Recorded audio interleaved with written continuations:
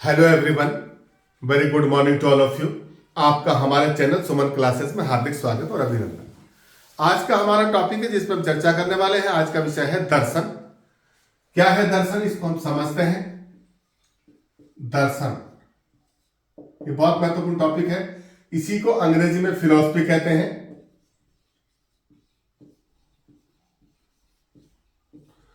ये दर्शन शब्द का अर्थ क्या है, हम आज बात करेंगे। इसके अर्थ, परिभाषा और इसके भारतीय और पाश्चात्य दर्शन में क्या अंतर है, जिन विषय पर हम बात करेंगे बिंदुवार चर्चा करते चलेंगे। पहले हम समझेंगे दर्शन का अर्थ, यानी दर्शन शब्द जो है ये कहां से आया। संस्कृत भाषा एक भाषा होती है, संस्कृत एक भाषा है। संस्कृत के दृश्य धातु से ये दर्शन शब्द की उत्पत्ति हुई है।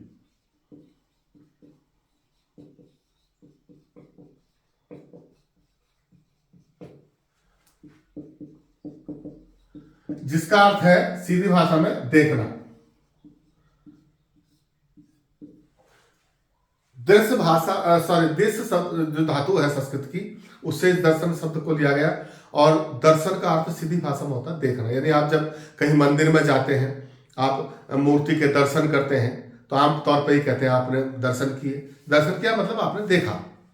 और जब हम ज्ञान की और उसकी बात करते हैं, दर्शन के लिए फिलॉसफी के तौर पर बात करते हैं, तो यानी इसी को जब एक संस्कृत में एक श्लोक है जो हमारे उपनिषद में भी इसको कहा गया है, जो दर्शन की जो परिभाषा दी गई है वहां पर, दृश्यते अनेन इति दर्शनम, यानी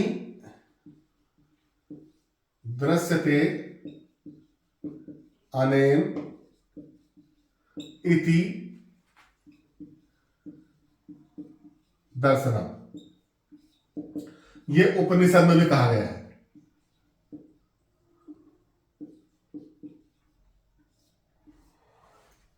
दृश्यते अनेन इति दर्शनम।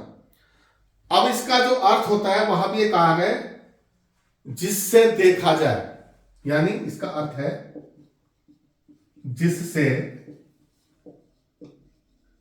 देखा जाए, ये इसका अर्थ है। या सत्य के दर्शन किए जाए, देखा जाए या सत्य के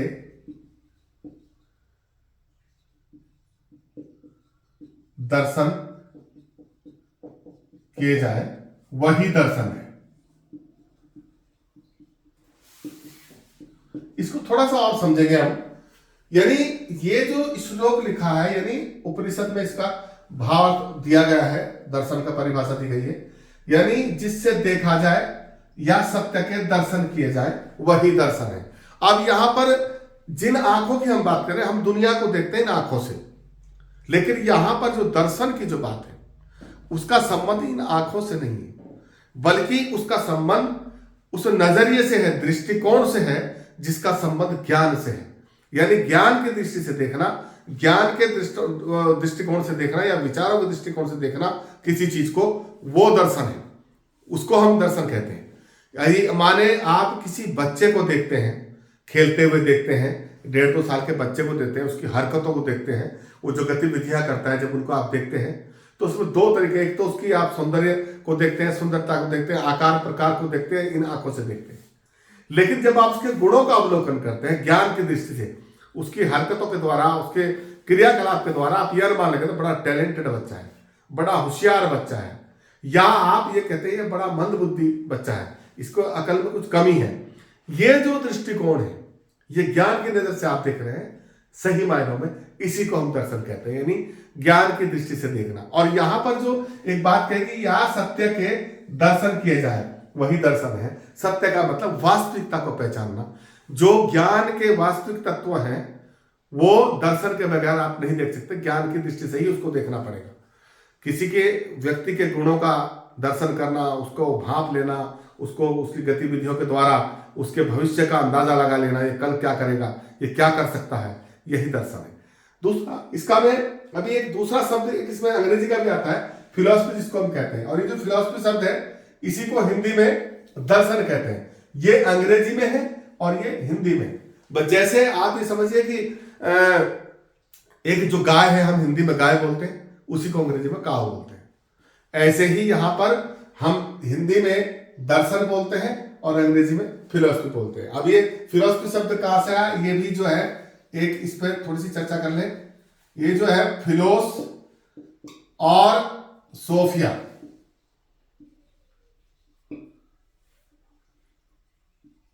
ये दो शब्द हैं जो ग्रीक भाषा के हैं, ग्रीक भाषा के हैं। ये एक महत्वपूर्ण बात है। ये जो ग्रीक भाषा के शब्द है फिलोस और सोफिया, और इनका ये जो है, इन दोनों शब्दों को मिला करके ये फिलोसफी शब्द बना है। इसको कहते हैं फिलोस धन सोफिया। अब इसमें जो फिलोस शब्द का अर्थ है, फिलोस जो है इसका अर्थ होता है प्रेम या अनुराग। इसको कहते हैं हम प्रेम या अनुराग या लगाव भी इसको आप बोल सकते हैं। और सोफिया का अर्थ होता है ज्ञान या विद्या, ये इसका अर्थ है फिलोसफी का। और दूसरा, अगर इसको मिलाकर, इसका कुल मिलाकर इसके जो हम अर्थ निकालेंगे तो ये बराबर हो जाएगा, यानी ज्ञान के प्रति प्रेम या अनुराग, ये इस फिलॉसफी का अर्थ है, ये अंग्रेजी में। तो ये आपको समझ में आ गया कि दर्शन यानी संस्कृत के धातु से बना है, जिसका अर्थ होता है देखना, यानी जिससे देखा जाए या जिस दृष्टिकोण के द्वारा सत्य के स्वरूप को पहचाना जाए या सत्य के दर्शन किए जाए, उसे हम दर्शन कहते हैं। इसी को अंग्रेजी में अगर हम बात करें तो फिलोस प्लस सोफिया दो शब्दों से मिलकर ये बना है, जिसका अर्थ होता है ज्ञान के प्रति प्रेम या अनुराग। यानी अब आप यहां पर एक बात और देखिए कि जब हम इस ज्ञान के प्रति प्रेम और अनुराग की बात करते हैं तो वहीं पर सत्य के दर्शन किए जाए, वही दर्शन है। यानी सत्य को आप पहचानोगे कैसे? ज्ञान की दृष्टि से। जब तक आपके पास ज्ञान नहीं होगा, आप किसी भी चीज की विवेचना नहीं कर पाएंगे। उसके अंदर जो तत्व हैं, मूल तत्व हैं किसी भी चीज के, चाहे वो भौतिक हो चाहे वो आध्यात्मिक हो, उन मूल तत्वों को आप ज्ञान की दृष्टि से देखोगे। तो ज्ञान के लिए, यानी ज्ञान की दृष्टि से तब देखोगे जब आपके पास ज्ञान होगा, और ज्ञान आपके पास तब होगा जब ज्ञान के प्रति आपका लगाव होगा, आप ज्ञान से प्रेम करेंगे और ज्ञान प्राप्त करने के लिए प्रयासरत रहेंगे, तो तब आपके पास वो होगा। तो इसलिए अब ये आपको ज्ञान के प्रति प्रेम या अनुराग, ये इसका अर्थ है। तो यानी इसी को अगर हम कहें तो इसी के अगर परिभाषाओं की हम बात करें तो इसके बारे में हमारे जो भारतीय दर्शन है, भारतीय विद्वानों के अनुसार भी ये समझ लिया जाए कि आज भी हमारे जो दर्शन है उसको सत्य का अंतिम स्वरूप यानी अंतिम सत्य की खोज करने वाले एक शास्त्र के रूप में माना जाता है। मैं दोबारा फिर इस बात को कर रहा हूं कि हमारे देश में आज भी सत्य की यानी अंतिम सत्य की खोज, मैं सत्य और अंतिम सत्य की बात ही बता दूं। अंतिम सत्य का मतलब मूल बात, वास्तविकता क्या है, उसके सत्य की जो है उसकी वास्तविक खोज करने वाले एक शास्त्र के रूप में हम दर्शन को मानते हैं। ये भारतीय विचारधारा के अनुसार है। तो ये आपको थोड़ा सा इसका फिलॉसफी का और इसका कॉन्सेप्ट समझ में आ गया होगा। लाइट गई, सॉरी। तो मैं जो कहना चाह रहा हूं वो कुल मिलाकर के ये है कि भारत के अंदर आज जो दर्शन का पर्याय है, यानी दर्शन का जो संप्रत्यय है, वो एक ऐसे शास्त्र के रूप में माना जाता है जो अंतिम सत्य की खोज करता है या अंतिम सत्य की तार्किक विवेचना करता है। दूसरी बात, एक हमारे यहां आपने सुना हुआ नाम डॉक्टर सर्वपल्ली राधाकृष्णन जी थे।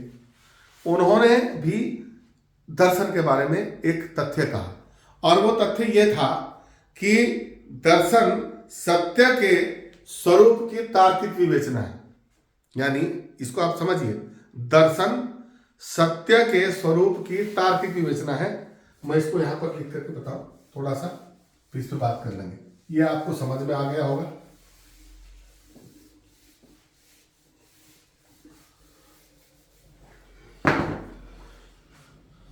डॉक्टर सर्वपल्ली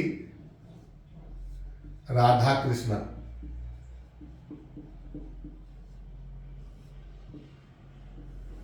इन्होंने कहा दर्शन जो है सत्य के स्वरूप की, यानी सत्य के स्वरूप की तार्किक विवेचना है। यह बहुत महत्वपूर्ण बात उन्होंने कही है, यानी सत्य के स्वरूप की तार्किक विवेचना, यानी तर्क पर आधारित जो विश्लेषण है वो है क्या है, दर्शन। जिसको ये एक ऐसा शास्त्र है जो सत्य के स्वरूप को, वास्तविक सत्य को, यानी अंतिम सत्य को तर्क के साथ प्रस्तुत करता है और तर्क के साथ उसकी विवेचना करता है, एक ऐसा दर्शन है। ये कहा है डॉक्टर राधा कृष्ण सर्वपल्ली ने। दूसरी बात, अगर हम अंग्रेजों की बात करें, अंग्रेजी शब्द में इसका जो वो कहा गया है, इसका मैंने आपको बता दिया, फिलोसफी शब्द की व्याख्या मैंने की है कि फिलोस और सोफिया यानी ज्ञान के प्रति प्रेम, ये उसको कहा गया है। लेकिन अगर हम इस पे और थोड़ी सी चर्चा करें कि एक प्लेटो जो थे, इन्होंने भी इसके बारे में कहा, जो ये फिलोसफी के बारे में जो मैंने विवेचना की, फिलोस धन सोफिया पे, ये जो मैंने बताया, इसी की व्याख्या करते। दर्शन का अर्थ केवल शाब्दिक है, लेकिन दर्शन के बारे में अंग्रेजी जो कॉन्सेप्ट है, यानी जो पाश्चात्य संस्कृति, पाश्चात्य मतलब जो पश्चिम देश है, पश्चिमी देशों में जो दर्शन का जो परिभाषा दी है वहां के कुछ दार्शनिकों ने, उनमें एक थे प्लेटो। प्लेटो का आपने नाम सुना होगा। प्लेटो ने क्या कहा दर्शन के बारे में, मैं पर इस भाषाओं पे बात कर रहा हूं। ये राधा कृष्णन जी की परिभाषा है, अब मैं बात कर रहा हूं प्लेटो की। तो प्लेटो ने कहा है कि पदार्थों के सनातन स्वरूप का ज्ञान प्राप्त करना ही दर्शन है। पदार्थों के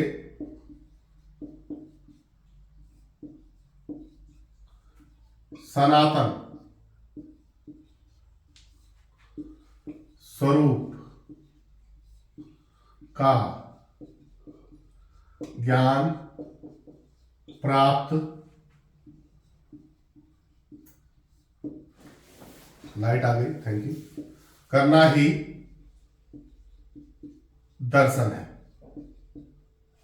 देखिए, पदार्थों के सनातन स्वरूप की अगर हम बात करें तो ये बहुत महत्वपूर्ण बिंदु है। सनातन मतलब जो प्राचीन है, जो उसका मूल तत्व है। अब यहां पर भारतीय ने भी वही की अंतिम सत्य की बात कर रहे हैं, बात यहां भी वही है, कोई अंतर नहीं है। सत्य को जानना, वास्तविक सत्य क्या है, दुनिया का सत्य क्या है, अंतिम सत्य क्या है, जिसके बाद कुछ और सत्य नहीं, ऐसा सत्य जिसके बाद कुछ और सच नहीं है, वास्तविक रूप, उसी सनातन की ये बात कर रहा है और उसका ज्ञान प्राप्त करना ही दर्शन है। यहां भी इन्होंने वही बात कही है, बहुत ज्यादा इसमें कोई डिफरेंस नहीं है, इन्होंने भी वही बात कही है। और इन्हीं के शिष्य, एक जो प्लेटो थे, इन्हीं के एक शिष्य थे अरस्तु। आपने इनका नाम सुना होगा, अरस्तु बड़े फेमस दार्शनिक थे और बहुत महत्वपूर्ण इनका इतिहास में अपना एक नाम है। इन्होंने कहा कि दर्शन एक ऐसा विज्ञान है जो परम तत्व के यथार्थ स्वरूप की जांच करता है। इन्होंने कहा कि दर्शन एक ऐसा विज्ञान है जो परम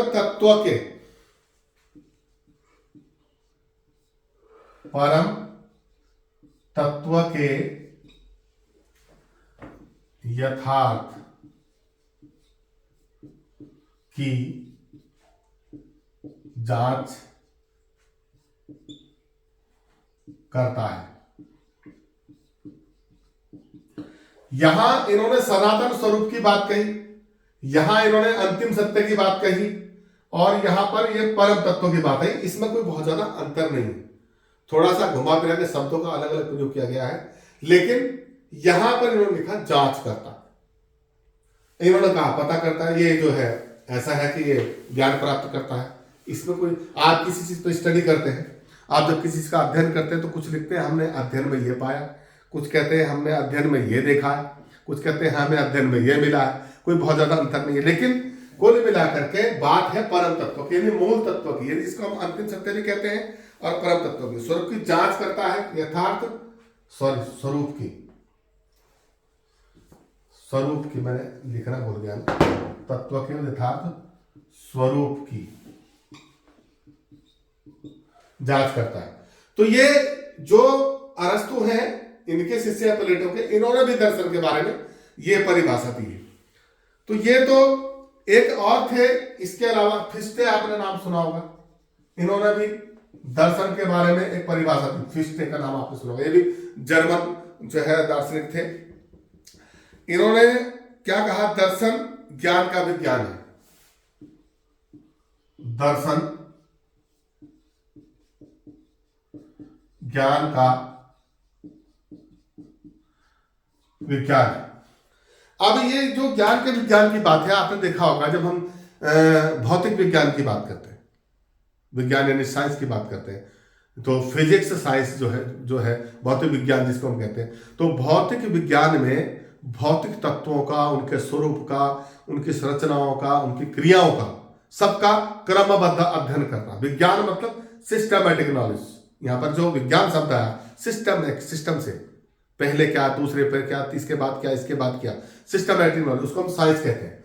तो यहां पर इन्होंने कहा दर्शन ज्ञान का विज्ञान है, यानी ज्ञान का विज्ञान। इन्होंने जो इसको कहा है, फिस्टे ने ये कहा कि दर्शन एक ऐसा विषय है जो ज्ञान का विज्ञान है, यानी ये नॉलेज को जो है विश्लेषित करता है, नॉलेज का अध्ययन करता है, ज्ञान का अध्ययन करता है, और उसका विज्ञान है मतलब सिस्टमैटिक ढंग से। ज्ञान कहां से प्राप्त होगा, किस तरह प्रकार से प्राप्त होगा, वास्तविक ज्ञान क्या है, पहले कौन सा ज्ञान था, दूसरे नंबर पे कौन सा ज्ञान आया, प्राथमिक सत्य क्या है, उसके बाद दूसरा सत्य क्या है, तृतीय सत्य क्या है, इस प्रकार से अध्ययन करना, यानी दर्शन ज्ञान का विज्ञान है, ये फिस्टे ने कहा है।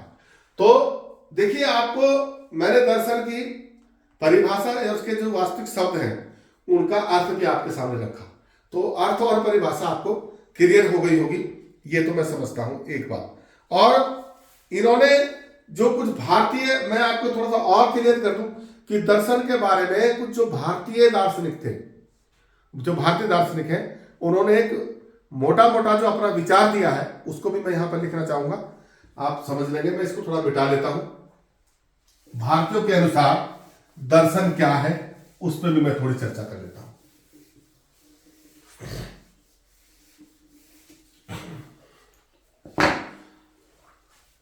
भारतीयों के अनुसार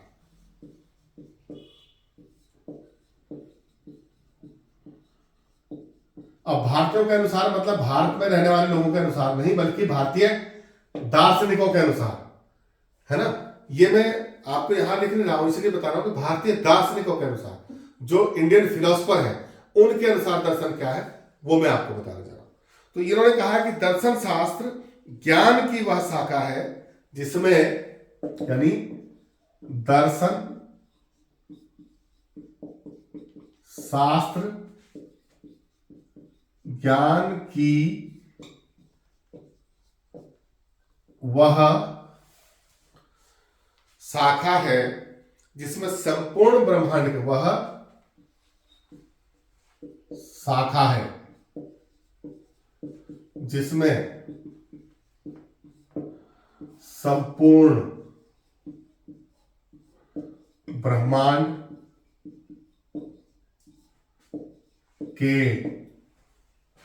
संपूर्ण ब्रह्मांड के अंतिम सत्य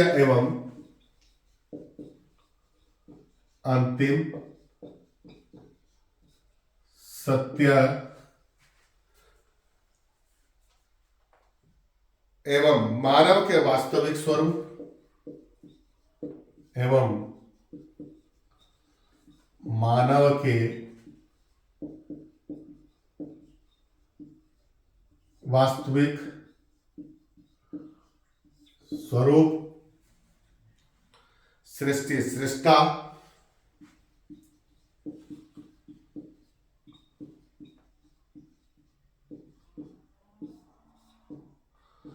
आत्मा परमात्मा, आत्मा परमात्मा, जीव जगत, ज्ञान अज्ञान, ज्ञान अज्ञान, ज्ञान प्राप्त करने की विधियां, ज्ञान प्राप्त करने की विधियां, ज्ञान प्राप्त करने के साधन,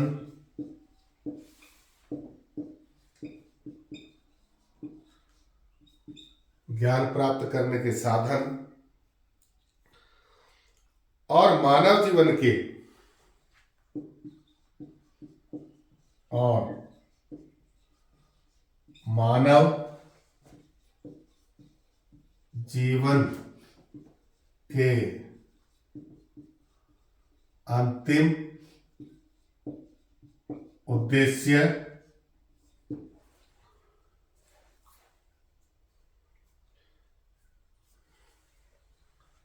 तथा उसे प्राप्त करने के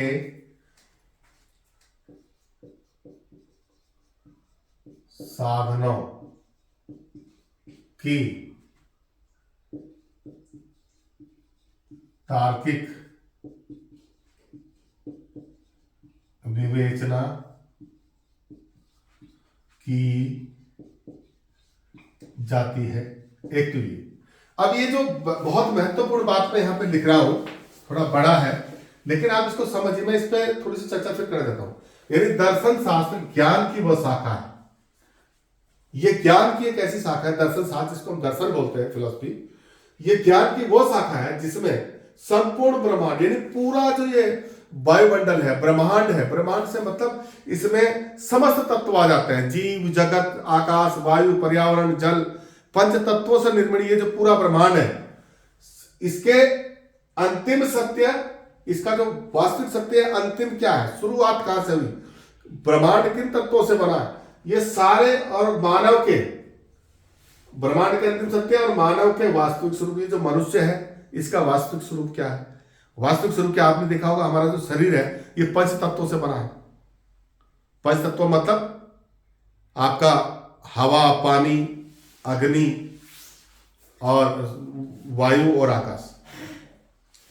हवा, पानी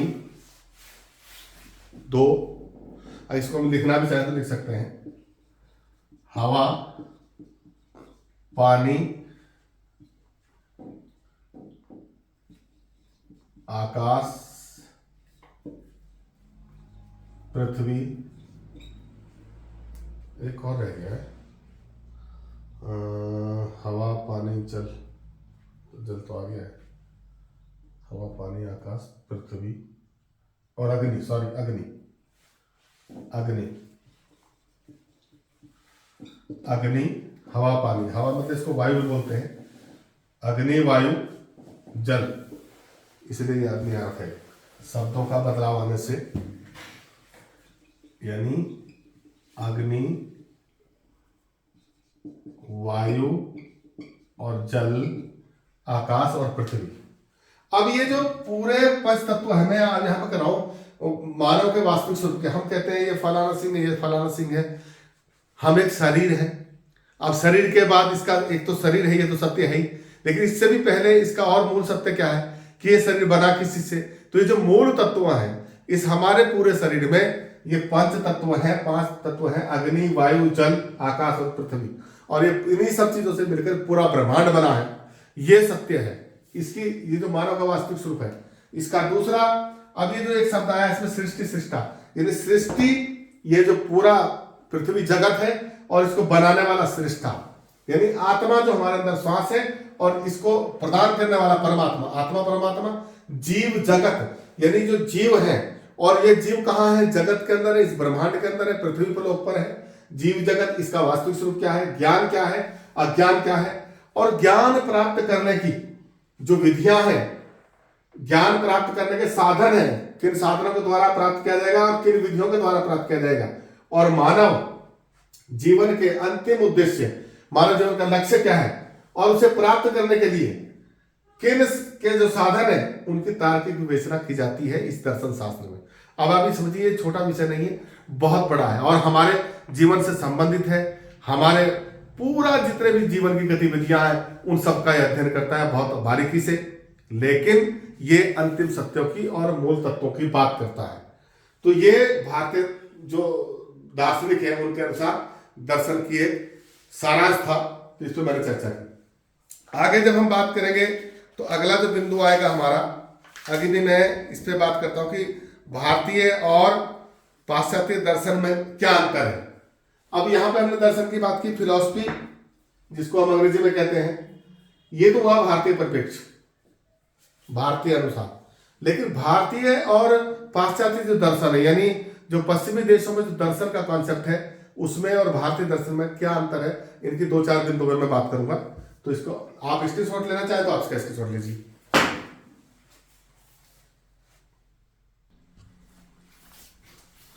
तो ये आपने स्क्रीनशॉट लिया होगा। अब मैं जो बात करने वाला हूं, हालांकि ये वीडियो काफी लंबा हो जाता है क्योंकि थोड़ा बहुत ज्यादा विस्तृत विषय है, इसको हम हल्के में भी नहीं डाल सकते, पूरी बात आपको समझ में भी आ जानी चाहिए, लेकिन फिर भी हम कोशिश करेंगे, आप इसको बने रहिए।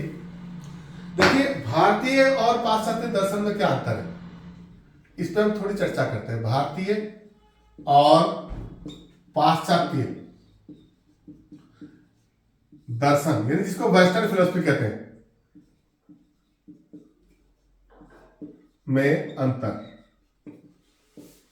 क्या अंतर है? दर्शन का एक कंसेप्ट तो वह है जो भारत में है, यानी भारतीय दार्शनिक किस तरह से जीवन के बारे में, मानव के बारे में, अध्यात्म के बारे में सोचते हैं, उनका अलग दृष्टिकोण है जो भारत में। और जो पश्चिमी देश यानी वेस्टर्न फिलोसफी जिसकी हम बात करते हैं, पश्चिमी जो पाश्चात्य दर्शन है जो पश्चिमी देशों में अपनाया जाता है, वहां की जो विचारधारा है, उसमें इसमें क्या मूल अंतर है। जो अंतर है बहुत ज्यादा नहीं है, लेकिन कुछ जो मूल अंतर है उस पर थोड़ी चर्चा करेंगे। और ये चर्चा मैं इसलिए कर रहा हूं क्योंकि इसके बारे में एक जो आचार्य पंडित बलदेव जी थे, एक बड़े अच्छे दार्शनिक हैं, उन्होंने इसकी विवेचना की है और उसके बारे में 2-4 अंतर उन्होंने बताया, तो मैं इस पर चर्चा करूंगा। आचार्य पंडित बलदेव जी, बलदेव। तो ये जो बलदेव उपाध्याय, सॉरी ये पूरा नाम इनका बलदेव उपाध्याय है, इन्होंने क्या कहा इसके बारे में, इस पे हम बिंदुवार चर्चा करते हैं एक एक करके। इन्होंने कहा कि भारतीय दर्शनों का विकास मनुष्य को दुख त्रय के द्वारा हुआ। भारतीय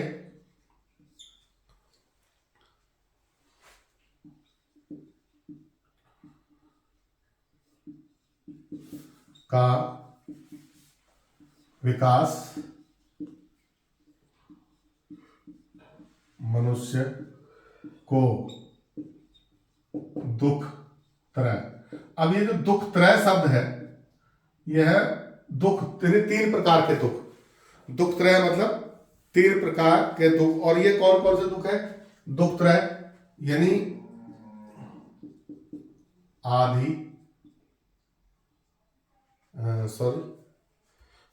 पहला है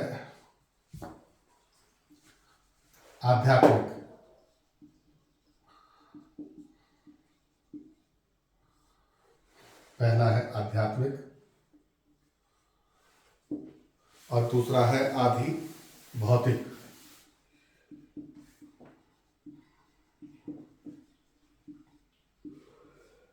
और तीसरा है आधि दैविक। ये जो दुख त्रय है, 3 प्रकार के दुख, इन्हीं के से छुटकारा दिलाने हेतु हुआ है। मतलब ये सबसे बड़ी बात यह है, इन दुखों से, दुख त्रय से छुटकारा दिलाने हेतु हुआ। दुख त्रय से छुटकारा दिलाने हेतु हुआ। ये इसके बारे में एक वो कहा गया है। और दूसरी बात अगर मैं बात करूं तो यहां पर सबसे पहले हम इसको समझेंगे, फिर इसी के बराबर में मैं पाश्चात्य कॉन्सेप्ट भी रखूंगा। भारतीय दर्शन का जो विकास बताया गया है वो मनुष्य को दुख त्रय, 3 प्रकार के दुख, ये आध्यात्मिक दुख यानी आत्मा, परमात्मा, जीव क्या है, जगत क्या है, ब्रह्मांड क्या है, ईश्वर कहाँ है, ईश्वर कैसा है, ईश्वर का स्वरूप क्या है, यह भी एक प्रकार की समस्या है मनुष्य के अंदर बनी हुई। आध्यात्मिकता मतलब देवी देवताओं के बारे में अपनी राय रखना, ईश्वर के बारे में आत्मा है कि नहीं है, क्योंकि कई बार हमें कहा जाता है आत्मा, आपकी आत्मा ठीक नहीं है, आप अपना परलोक सुधारिए, आप स्वर्ग में जाएंगे, नरक में जाएंगे, ये काम करिए, वो काम करिए, नहीं तो ये होगा, नहीं तो स्वर्ग में आपको जगह नहीं मिलेगी, ये काम आप बुरा कर देंगे आपको पाप लगेगा, आप झूठ बोलेंगे आपको पाप लगेगा। ये सारी चीजें आध्यात्मिकता से संबंधित।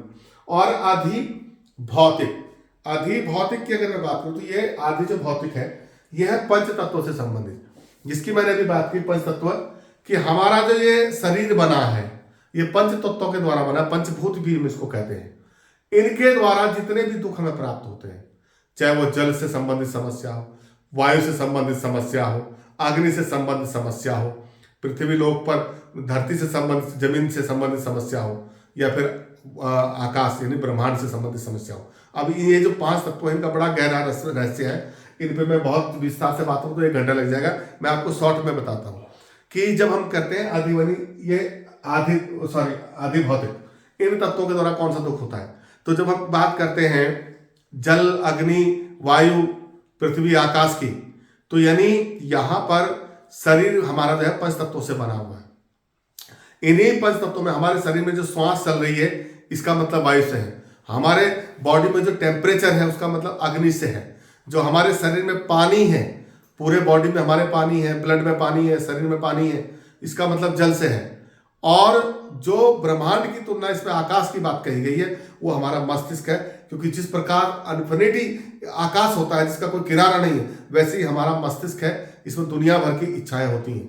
और पृथ्वी से मतलब शरीर से, ये जो जमीन है यानी ये 5 तत्वों से मिलकर ही हमारा शरीर बना है। तो इनमें कहीं ना कहीं किसी एक तत्व की कमी के कारण बहुत सारी दिक्कतें आती है, चाहे वो शारीरिक दुख हो, मानसिक दुख हो, या पर्यावरण से संबंधित दुख हो, या पृथ्वी लोक से संबंधित दुख हो, ये सारे दुख जो है। और तीसरा है अधिदैविक, यानी देवताओं के अधीन या प्रकृति के अधीन ये जो दुनियादारी है, यानी देवता ने बनाया, प्रभु ने बनाया, ईश्वर के बंदे हैं, या ईश्वर की ये पृथ्वी है, ईश्वर का लोक है, ईश्वर का परलोक है, ये सारी चीजें, इन चीजों में मनुष्य उलझा रहता है। और इन चीजों से उसे छुटकारा कैसे मिले, इन मुसीबतों से छुटकारा कैसे मिले, क्योंकि वो इसी में दुख त्रय में उलझा हुआ है, उसको छुटकारा दिलाने के लिए इस दर्शन का विकास हुआ कि मनुष्य यदि आध्यात्मिक दुखों से परेशान है तो उसे आध्यात्मिक शांति कैसे मिलेगी, उसके मार्ग बताए गए हैं। आप ईश्वर को जानिए, भजन करिए, ईश्वर के बारे में आप ध्यान लगाइए,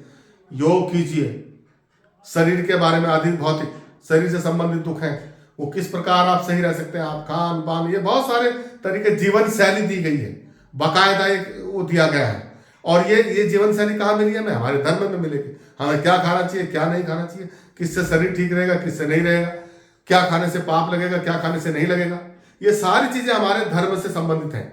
तो ये भी एक कारण है। और जो तीनों जो कारण है, इससे सारे दुखों के लिए एक दर्शन का विकास हुआ पूरा। अब धार्मिक दर्शन की, अगर मैं धर्म दर्शन की बात करें तो जो धर्म दर्शन है, पूरा जीवन शैली हमें बताई गई है कि किस प्रकार अपना जीवन जिएंगे। और ये सारे के सारा उसके मूल में क्या है, मूल तत्व इन 3 दुखों से छुटकारा दिलाना है। अब ये तो हुई भारतीय दर्शन के विकास का आधार, ये दुख त्रय है, यानी 3 प्रकार के दुख है जिनके कारण वो हुआ। लेकिन अगर पाश्चात्य दर्शन की बात करें तो पाश्चात्य दर्शन का जो विकास हुआ है, देखिए यहां पर मैं इसी के साथ एक अंतर बता रहा हूं। पाश्चात्य दर्शन का जो है आश्चर्यजनक क्रियाओं, यानी आश्चर्यजनक क्रियाओं, वस्तुओं या क्रियाओं को, क्रियाओं एवं वस्तुओं को देखने से उत्पन्न कौतूहल को शांत करने के लिए दर्शन का विकास किया गया। अब यहां पर समझ रहे, मैं पूरा नहीं लिख रहा हूं। भारतीय दर्शन का विकास दो तरह के कारण हुआ, लेकिन पाश्चात्य दर्शन का विकास आश्चर्यजनक क्रियाओं एवं वस्तुओं को देखने से जो कौतूहल उत्पन्न होता है, उस कौतूहल को शांत करने के लिए हुआ।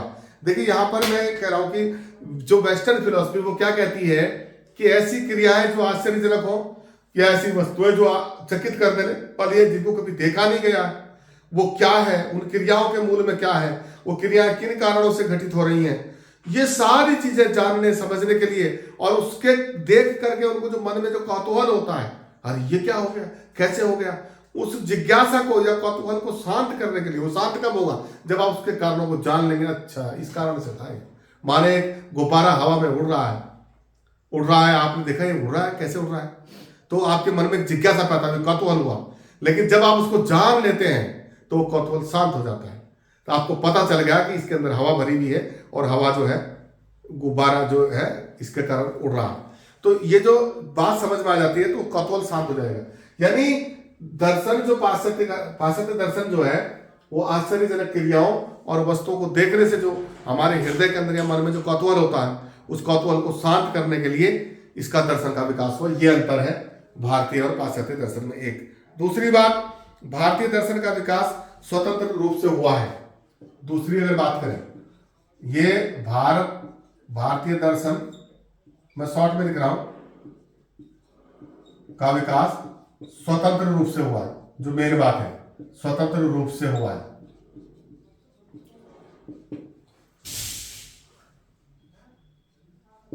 ये स्वतंत्र रूप से हुआ है, जबकि वहां जो पाश्चात्य दर्शन है, पाश्चात्य दर्शन में क्या हुआ कि मानव शास्त्र, समाजशास्त्र और राजनीति शास्त्र,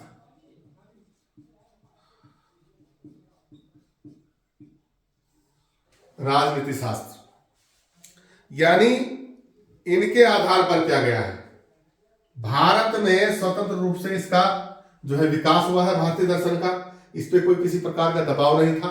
स्वतंत्र रूप से अध्ययन किया गया आत्मा के बारे में, परमात्मा के बारे में, और ये दुख त्रयों से मुक्ति दिलाने के लिए जो जो रास्ते निकाले गए, उन सब का अध्ययन करते करते दर्शन शास्त्र का विकास हुआ। लेकिन अगर हम पाश्चात्य दर्शन की बात करें तो पाश्चात्य दर्शन में ऐसा नहीं हुआ, बल्कि मानव शास्त्र, समाजशास्त्र और राजनीति शास्त्र, इन तीनों शास्त्रों की मिला करके मानव से संबंधित, राजनीति से संबंधित और समाज से संबंधित जितनी भी गतिविधियां, क्रियाएं हैं, उनके मूल में जो उसका मूल स्वरूप है, उसको कैसे विकसित किया जाए, इन सारे विषयों को मिला करके पाश्चात्य दर्शन का विकास हुआ। एक तो ये हुआ। तीसरी बात अगर हम बात करें तो तीसरी जो बात है महत्वपूर्ण, वो ये है, भारतीय दर्शन वास्तविक ज्ञान के स्वरूप की व्याख्या करता है। यानी भारतीय दर्शन वास्तविक ज्ञान के स्वरूप की व्याख्या करता है।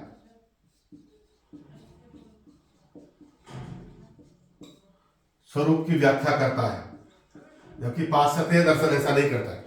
तो आप ये देखिए कि जबकि पाश्चात्य दर्शन समस्त ज्ञान और व्याख्यान की व्याख्या, यहां पर बात क्या हुई, पाश्चात्य दर्शन, मैं शॉर्ट में लिख रहा हूं, ये समस्त जितना भी ज्ञान है, समस्त ज्ञान और विज्ञान की व्याख्या करता है। आप थोड़ा ये ध्यान दीजिए, मैं बोल भी रहा हूं और लिखने में भी कई बार क्या होता है कि जब फ्लो के साथ लिखते हैं तो चीजें छूट जाती हैं। समस्त ज्ञान विज्ञान की व्याख्या करता है, ये पाश्चात्य दर्शन में अंतर है। जबकि भारतीय दर्शन क्या करता है, वास्तविक ज्ञान के स्वरूप की, यानी वास्तविक ज्ञान के असली नॉलेज क्या है, मूल बेसिक जो नॉलेज है वो क्या है, उसके स्वरूप किस प्रकार का है, उसकी व्याख्या करता है, एक्सप्लेनेशन करता है। जबकि ये पाश्चात्य दर्शन समस्त ज्ञान विज्ञान, जितने भी प्रकार का ज्ञान है और जो भी विज्ञान है उस सब की व्याख्या करता है। ये अंतर है पाश्चात्य और भारतीय दर्शन में। अगले दर्शन में और अगले जो दो अंतर है, आप इसका स्क्रीनशॉट लेना चाहे तो ले लें, नहीं तो मैं 2 बिंदु और इसके हैं उस पर बात करता हूं। तो ये आपने स्क्रीनशॉट लिया होगा। 2 बिंदु इसके और हैं, मैं 2 अंतर और बताता हूं कि इसमें मुख्य अंतर क्या है। देखिए, इसमें इन्होंने एक बात और कही है, चौथा जो बिंदु है वो ये है कि भारतीय दर्शन आधा अनुभूत ज्ञान,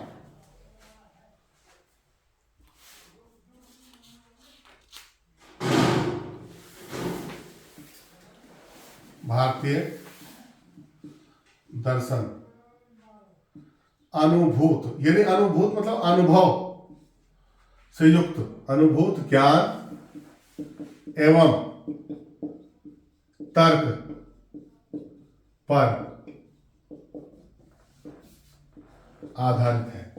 ये तर्क और अनुभव की बात करता है, यानी तर्क की बात तो करता ही है लेकिन अनुभव की भी बात करता है, जबकि पाश्चात्य दर्शन केवल तर्क की बात करता है और पाश्चात्य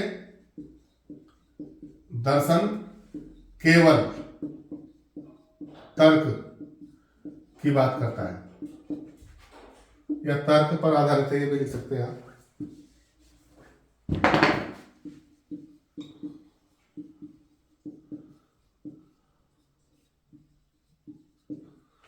अनुभूत ज्ञान और तर्क, ये 2 चीजें यहां पर है और यहां पर आ है केवल तर्क।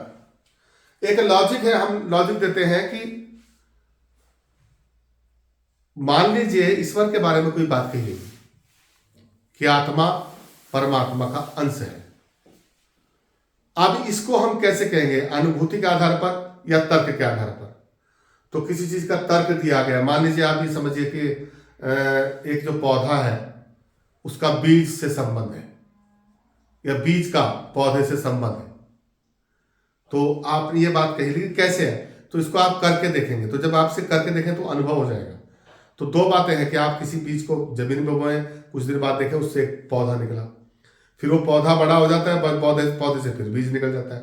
तो यानी आत्मा और परमात्मा का जो सिस्टम है, मैं एक उदाहरण दे रहा हूं, मैं बीज पौधे की बात वहां पर रिपीट कर रहा हूं, पर मैं थोड़ा सा अपनी बात समझाने के लिए आपको ये उदाहरण दे रहा हूं कि ये बात हमने कही तर्क के आधार पर कि बीज से पौधा निकलता है, पौधे से बीज निकलता है, ये तर्क में भी ठीक है, लेकिन आप इसे देख भी सकते हैं अनुभव के आधार पर। लेकिन यहां पर केवल तर्क की बात है, ये लॉजिक की बात करते हैं, अनुभव की बात नहीं करते, क्योंकि जब तर्क को आप अनुभव में परखेंगे तो उसके लिए आप अनुभव से आपको गुजरना पड़ेगा, उस क्रिया से गुजरना पड़ेगा, तब आपको वास्तविकता उसकी मालूम पड़ेगी।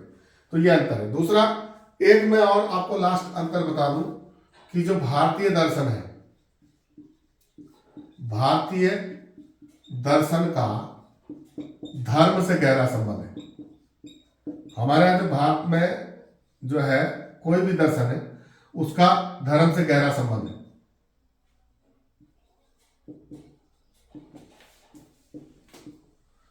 जबकि वहां पाश्चात्य दर्शन में, यानी पाश्चात्य में लिख रहा हूं, दर्शन का धर्म से कोई संबंध नहीं, वहां कोई मतलब नहीं है, इस बात से संबंध नहीं है, वहां नहीं है ये। तो भारत में आपने देखा होगा, इस्लाम दर्शन हो या सनातन दर्शन हो या हिंदू दर्शन हो, ये जितने भी दर्शन है हमारे, चाहे वेद के हो पुराणों के हो, ये सब धर्म से संबंधित है। और जितना भी ज्ञान है, जितना भी दर्शन है, वो सब धर्म से जुड़ा हुआ है और वो धर्म किसी ना किसी व्यक्ति से जुड़ा हुआ है।